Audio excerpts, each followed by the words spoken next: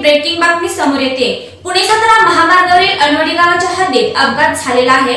2 माल ट्रकाच्या अपघातामध्ये 2 जण गंभीर जखमी झाले आहेत। नक्की कशा प्रकारे हा अपघात झाला आहे, किती जण या अपघातात गंभीर जखमी झाले आहेत आणि काय नुकसान झाले आहे हे जाणून घेऊयात आमचे प्रतिनिधी समीर मेंगळे यांच्याकडून।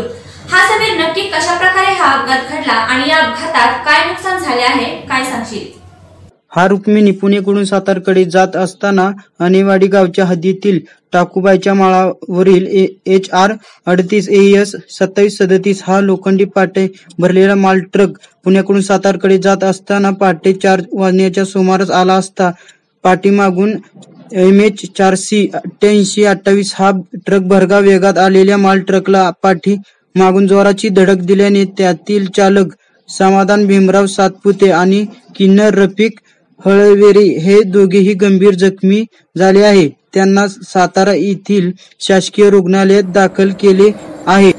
या ट्रकचे नुकसान लाखो रुपयापर्यंत झालेले आहे। या अपघाताची नोंद भुज पोलीस ठाण्यात झाली आहे। याचा अधिक तपास हवालदार प्रवीण धमाळ करीत आहे। रुक्मिणी